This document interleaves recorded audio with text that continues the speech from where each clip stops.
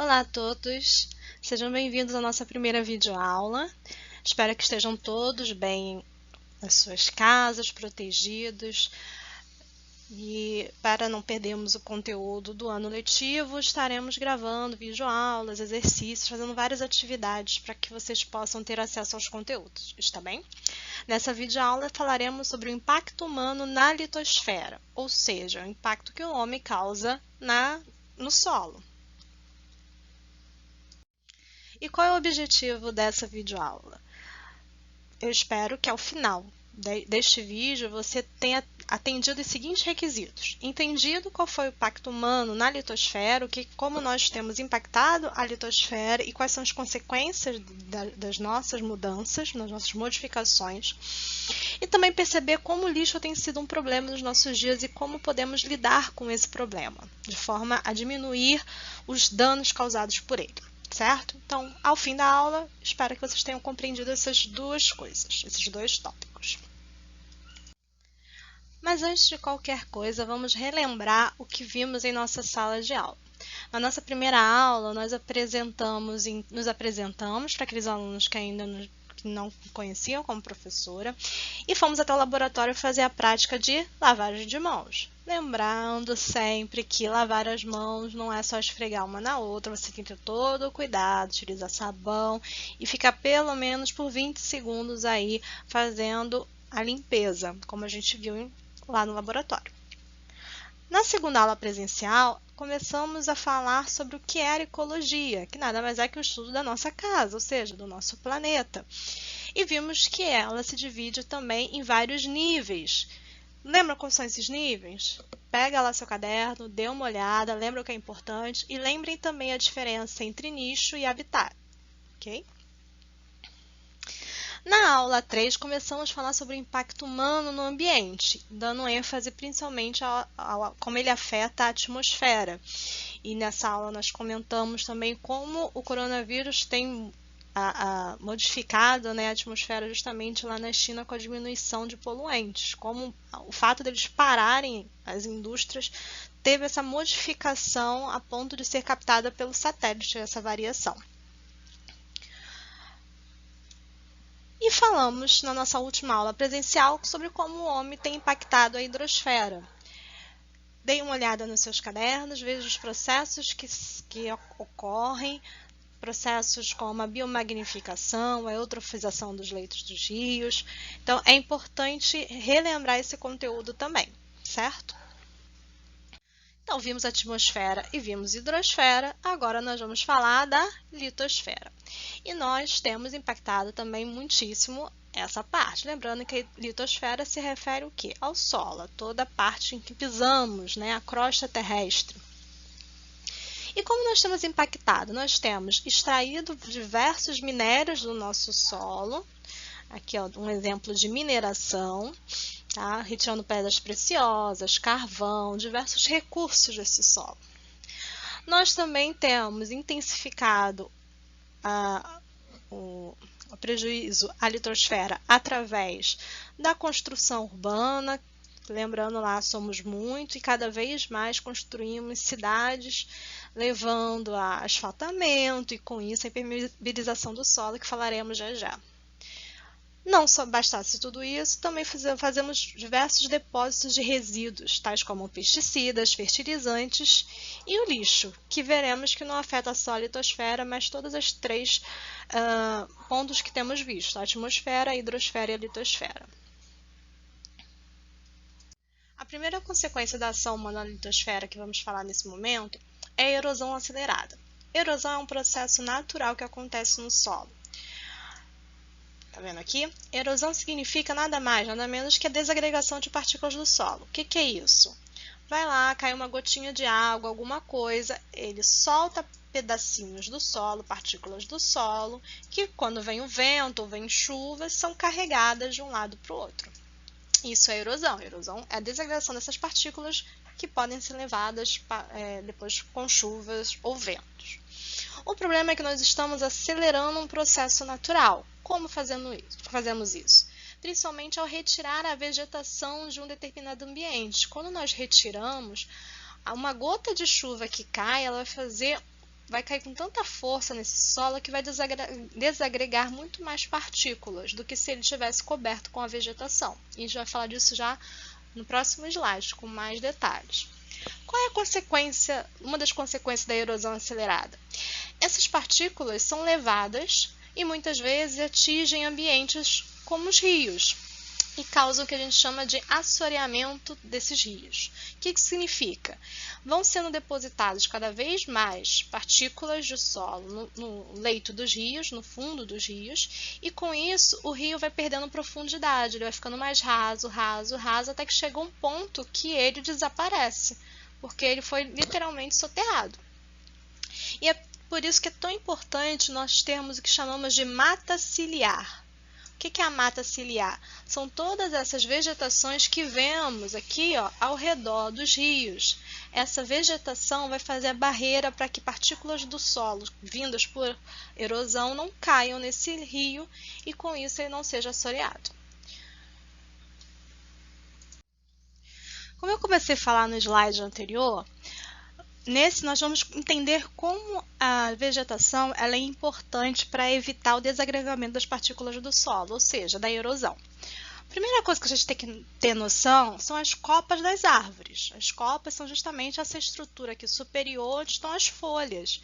E elas são super importantes porque, pense, se começa uma chuva muito forte e a chuva cai sobre as folhas, a água que cai aqui vai cair com força, mas até chegar no solo, todas as folhas vão absorver o impacto dessas gotas de água, diferente de um solo em que não tem a vegetação, que a água da chuva vai cair diretamente sobre ele. Então, nessa situação, deixa eu desenhar aqui o chãozinho da árvore. Nessa situação, fica bem claro que aqui a água vai cair com muito mais força, ou seja, vai soltar muito mais partículas do solo, elas vão sair com muito mais facilidade, do que nessa segunda situação que poucas partículas vão ser desprendidas, uma vez que a copa das árvores vai absorver o impacto, não é verdade? Então, essa é a primeira forma de como a vegetação protege o solo contra a erosão e também contra o desabamento de encostas. Uma segunda característica da vegetação são os troncos, porque imagina várias árvores com troncos largos ao redor, vai permitir que ao vir o vento, deixa eu escolher uma cor aqui para o vento, talvez escuro. Quando o vento vier até o solo, o tronco de várias árvores juntos vai impedir que o vento chegue muito forte nessa estrutura, muito forte ao solo. E com isso também não vai dispersar as partículas que estão soltas ali, graças à proteção fornecida pelo tronco. Por fim, temos a raiz, que vai ajudar a reter as partículas no solo. Então, tudo que chegou a cair aqui, deixa eu ver outra cor, verde agora. Tudo que cair aqui,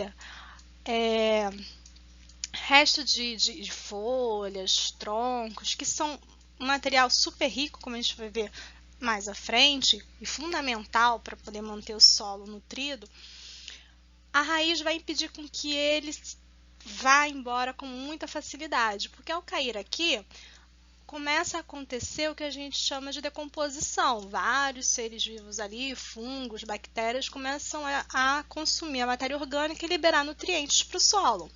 Se não há uma cobertura vegetal, se não tem a raiz aqui, esses nutrientes eles acabam indo direto para o lençol freático e vai embora do solo e esse solo fica pobre. Com as raízes das plantas, os nutrientes ficam retidos nesses espacinhos aqui das raízes e com isso eles ficam com fácil acesso aos vegetais, certo?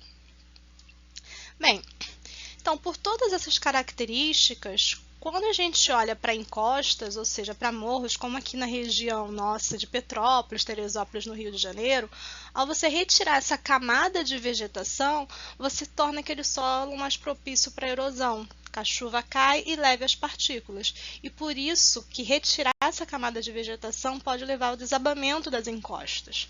Quando você está lá com as vegetações, principalmente as nativas, com árvores frondosas, bonitas, elas fazem toda essa proteção do solo, impedindo o desabamento. Uma outra consequência da ação humana na litosfera são as queimadas.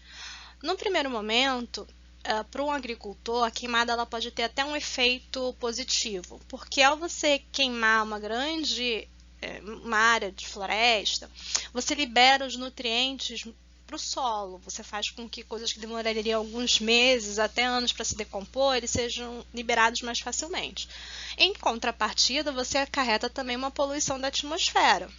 Só que engana-se aqueles que acham que só a queimada, naquele primeiro momento, liberou nutrientes, isso é uma coisa boa. O problema é que, com o passar do tempo, ao você ter queimado aquela vegetação, você afeta o que a gente chama de serrapilheira, que é isso aqui que vocês estão vendo. Tá vendo essas folhas secas no chão? A serrapilheira é constituída de toda a matéria orgânica que cai no solo da floresta, desde das folhas, como nós estamos vendo, até animais que tenham morrido ali, que estejam sofrendo decomposição. Então, tudo que cai no chão da floresta e que vai sendo decomposto com o passar do tempo é chamado de serrapilheira. Bem, tem ali a serrapilheira que está ali se decompondo. Quando você queima essa vegetação, você mata também os organismos que estão ali, que estariam ali pegando essa serrapilheira e decompondo, como fungos, como bactérias. Então, você queima esses organismos, você mata eles. Logo, para o agricultor que no primeiro momento ficou muito satisfeito porque o solo ficou fértil, a sua lavoura, num segundo momento, numa segunda geração, ela não terá mais essa fertilidade, porque não tem organismos ali devolvendo nutrientes ao solo. Os nutrientes foram liberados de uma única vez e depois o solo tende a ficar extremamente pobre. Isso é o que se espera que aconteça na floresta amazônica se ela continuar sendo desmatada e queimada, porque ela tem um solo extremamente pobre em nutrientes. O que faz o solo da floresta amazônica ser rico e ter tanta diversidade de espécies é justamente a serrapilheira que ela dispõe. E isso torna o solo dela rico. Quando você queima a mata, você destrói todos os futuros nutrientes que estariam ali e também a ação dos decompositores, que liberariam esses nutrientes. Então, esse processo acarreta uma outra consequência, que é a desertificação. Porque como o solo ficou pobre e não tem nutrientes, nada mais vai crescer ali naquele ambiente futuramente. Então, no primeiro momento, você tem uma grande lavoura, no segundo momento, você criou um deserto. E que não vai ser simples de que ele volte a produzir alguma coisa, alguma árvore, qualquer outra coisa. Por isso que a ação de queimadas é tão prejudicial para a litosfera, não só para a atmosfera, lançando compostos, né, como gás carbônico, mas também para a litosfera, pelo empobrecimento do solo e depois uma transformação em um deserto. Uma outra consequência da ação humana na litosfera é a impermeabilização do solo. Mas o que é tornar algo impermeável? Impermeável é aquilo que não permite com que a água ou outros líquidos passe por ele. Então, aí na imagem, vocês podem ver uma superfície impermeável. Ela é tão impermeável que formam gotículas de água, estão vendo? Em cima dessa estrutura. Essas gotículas de água que ficam ali retidas, elas não conseguem atravessar essa estrutura e por isso dizemos que ela é impermeável. E isso também pode acontecer no solo. De duas formas. Pode ser uma impermeabilização urbana. Deixa eu tirar aqui as linhas para a gente entender e não atrapalhar. O que é a impermeabilização urbana? É quando você está lá na cidade, constrói suas casas, asfaltam as ruas, concretam as ruas. E com isso você faz com que a água que vem da chuva, então ao chover, essa água ela não consegue o quê? Descer pelo solo, né, e chegar até o lençol freático pelo solo e poder se dirigir a um leito de um rio. A consequência disso é que essa água tende a correr aonde? Pela superfície, causando enchentes, alagamentos. E é por isso que você vai ter casas enchendo, vai ter toda essa complicação que nós encontramos no meio urbano. Porque o solo que era preparado para absorver essa água, ele está completamente impermeável, a água não consegue passar. A água não vai simplesmente sumir da chuva, ela vai procurar um lugar para escoar. Se ela não tem um sistema de saneamento, de captação dessa água da chuva adequado, se ele está entupido com lixo, que é o próximo problema que nós vamos ver, a consequência é a água vai para dentro da sua casa. Se ela não tem para onde ir, ela vai ficar onde ela está. E por isso a gente tem que ter vários cuidados, principalmente em não entupir os bueiros, porque eles são sistemas para captação da água da chuva. Então, aquele lixo que você joga na rua entope um bueiro que, consequentemente, vai fazer, na hora do momento da chuva, não passar água. Então, a gente vai ter um acúmulo de problemas. O solo que está impermeável por causa do concreto, do asfalto, das casas que são construídas, e o sistema de captação entupido com lixo. E um outro processo é também da impermeabilização rural. Sim, mesmo no campo acontece um processo de impermeabilização.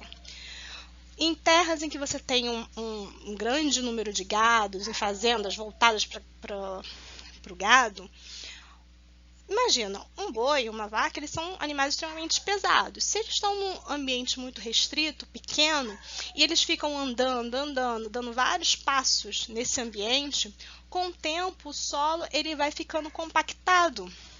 Pensa, são várias patinhas em cima da terra, passando várias e várias vezes. Então, esse solo vai ficando compactado. E com isso, quando vier a chuva, a água também não vai passar. Também vai ficar o quê? Um ambiente impermeabilizado. A água não passa.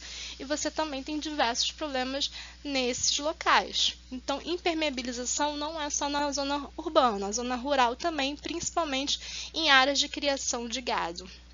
Em áreas muito pequenas, com um grande número de gado, que vão pisoteando aquele terreno e compactando o solo. Uma outra consequência da ação humana é a poluição. Lembrando lá a diferença de poluição para contaminação, tenham isso em mente. Seja pela ação de defensivos agrícolas, seja pela chuva ácida. O que são os defensivos agrícolas? Vamos começar com eles. São os famosos agrotóxicos, pesticidas. Essas substâncias elas são disseminadas nas lavouras para poder conter o que se chamam de pragas. O que seriam pragas? São animais, seres vivos, insetos principalmente, que tendem a se alimentar da vegetação. Gafanhotos são os clássicos são os mais clássicos de tipos de peixes que vêm a comer a vegetação. Só que os defensivos agrícolas são produzidos para matar todos os tipos de insetos. Eles não têm a capacidade de saber se aquele inseto é bom ou se ele é ruim.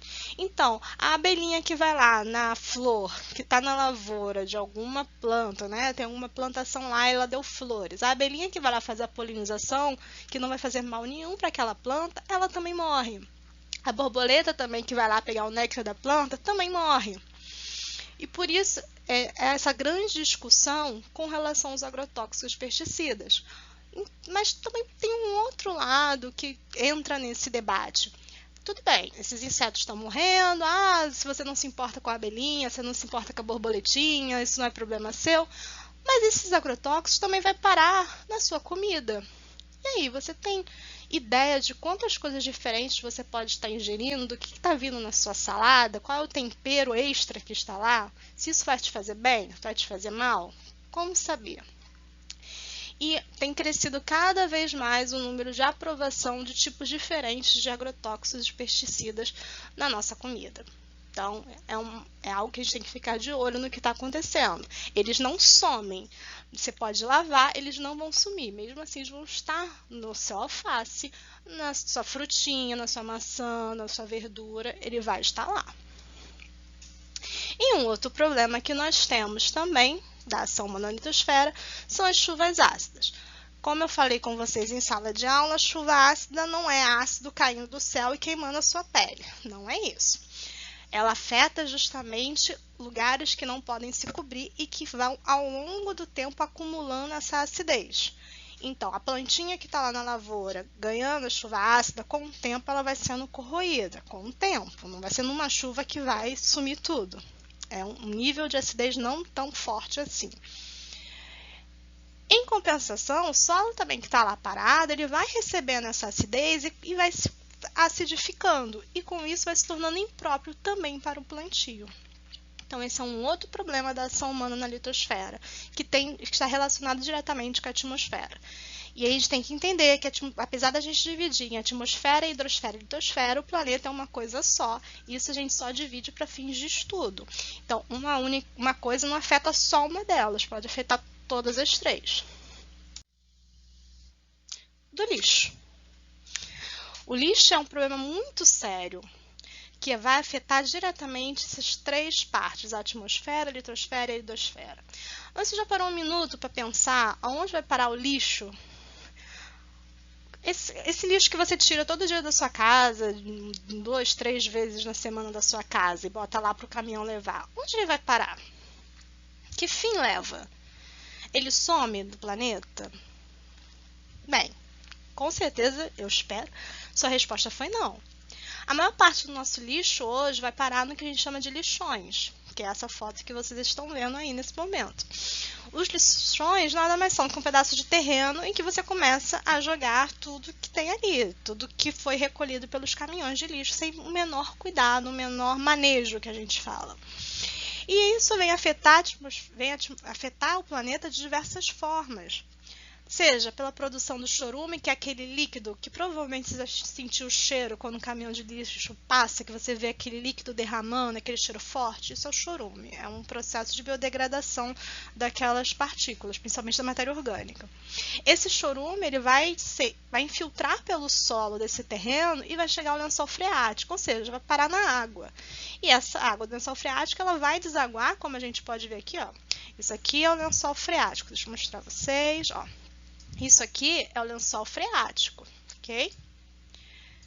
Então, já localizamos o lençol freático. Se a gente tem uma montanha de lixo aqui, ó, a montanhazinha de lixo que eu estou fazendo para vocês verem, vem a chuva, o chorume ele vai passar por esse solo também e vai parar no lençol freático, que vai vir e desaguar em algum sistema, um lago, um rio. Então, o lixo ele se torna um problema também para a hidrosfera. Além de estar no terreno, de afetar o terreno em que ele está, ele também afeta a água que nós iremos beber um dia. Além disso, o processo de decomposição gera também gases tóxicos, gás carbônico, metano principalmente, que num terreno assim todo aberto vai parar onde? Na atmosfera. Então, por isso, o lixo é um problema muito sério, porque ele consegue fazer o combo, atingir diretamente as três partes, atmosfera, hidrosfera e litosfera. Então, o que podemos fazer com relação ao lixo? O local ideal para jogar esse lixo são os aterros sanitários. São locais extremamente preparados para receber esse lixo. Eu não consegui trazer nenhuma figura de aterro sanitário para vocês, mas deem uma pesquisada, coloque na internet que vocês vão ver. Não coloquei aqui por causa de problemas de direitos autorais, então não tinha como trazer uma figura de aterro sanitário para vocês. Mas coloquem aí no Google aterro sanitário que vocês vão ver como eles são feitos. Em resumo, é uma terra preparada para quê? Deixa eu utilizar aqui esse esqueminha para a gente ver o que acontece no aterro. A primeira coisa que se faz é cavar trincheiras, cavar o solo. Cavei esse solo, fiz um buraco no chão. Eu coloco uma manta impermeável, lembra lá? Não deixa a água passar? Boto uma manta impermeável nesse chão e só então eu deposito o meu lixo. Depois que eu cubro toda essa trincheira, eu venho e tampo esse sistema. E nesse sistema, no aterro, você vai ter locais de captação do metano, dos gases tóxicos produzidos e a filtragem deles e processamento antes de devolver esses gases para a atmosfera, para diminuir esses gases na atmosfera produzidos pelo lixo. O chorume que é produzido também, aqui embaixo, ele também é captado e filtrado e organizado para que ele depois possa ir para um local adequado sem contaminar o meio ambiente. E o solo também não é contaminado, já que ele está totalmente protegido. Por isso, os aterros sanitários são os locais mais adequados para se dispersar o lixo. Nós também encontramos a possibilidade de utilizar incineradores, ou seja, queimar o lixo. Mas também não é simplesmente pegar e botar fogo e deixar queimar. Não. Esses incineradores também eles têm uma proteção, um filtro para os gases produzidos serem filtrados antes de serem devolvidos para a atmosfera e não poluir a atmosfera. Certo? Então, aquela fogueira que faz na sua casa não é melhor do que eu ir parar no lixão. Mas aí a gente entra na outra discussão que em nossas aulas começamos a conversar, que somos muitos, Lembram? Somos hoje 7,5 bilhões de pessoas no mundo. E imagina toda essa galera produzindo lixo, lixo, lixo. Não tem aterro sanitário ou incinerador que vá dar conta de uma produção tão grande. E isso é um grande problema. O que nós temos feito para tentar mitigar, ou seja, reduzir os danos causados pelo lixo? Tem se falado muito, primeiro, na compostagem, que é você separar a matéria orgânica. O que é a matéria orgânica? Resto de comida, sabe aquele legume que você não comeu todo? Sabe o resto do seu bife que você resolveu jogar fora? Então, você pega essas coisas e você aplica diferentes tipos de técnicas para decompor essa matéria orgânica e ela virar adubo. Mas não precisa ficar preocupado, eu quero fazer compostagem, então vou ter que estudar, dá muito trabalho disso para lá. Não.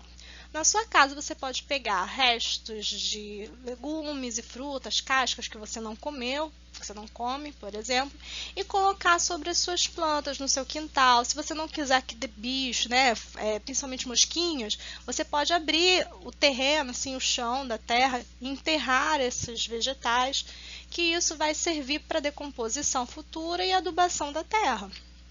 Então, a compostagem é uma técnica que você pode fazer na sua casa e que não demanda grandes coisas. E um outro que tem sido discutido muito e sido feito é a reciclagem. E aí a gente precisa entender que reciclar não é reutilizar. Reciclagem é um processo muitas das vezes industrial em que você torna um produto novamente matéria-prima. O pote de feijão, o pote de sorvete que a sua mãe usa para colocar feijão e botar na geladeira não é uma reciclagem, é uma reutilização. Ela está dando outro uso para ele. E isso a gente tem que ter cuidado, porque em muitos textos nós encontramos reciclagem e reutilização como sinônimos, quando eles não são. Principalmente em textos que não são ecologistas que escrevem. Então, agora você sabe que reciclar e reutilizar são coisas diferentes. Atenção a isso, principalmente no Enem. Pensando em todo esse lixo, em todos os problemas ocasionados por eles, hoje falamos muito nos 5 R's. Vocês já devem ter escutado em algum lugar essa expressão. O que são os 5 R's? 2 deles nós já falamos. O primeiro deles é o reduzir. Reduzir é evitar o desperdício. Então, não vai me encher o prato com um monte de comida que você não vai comer e jogar fora posteriormente. Você coloca no seu prato um pouco de comida, se quiser depois você vai lá e repete, mas nada de encher o prato até transbordar e jogar fora.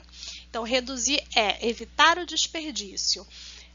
Se tem alguma coisa perto de vencer, dá prioridade a essas coisas que estão perto de vencer antes de você comer outras recentemente compradas. Então, é reduzir mesmo o seu consumo, tá? Recusar. Recusar muitas das vezes é o mais difícil, que é o segundo que está aqui. É você ter a consciência de comprar aquilo que você precisa, não só simplesmente o que você quer. E isso é difícil, né? Você parar para pensar, se o meu celular ainda funciona, para que eu vou comprar um novo? Só porque lançaram um novo?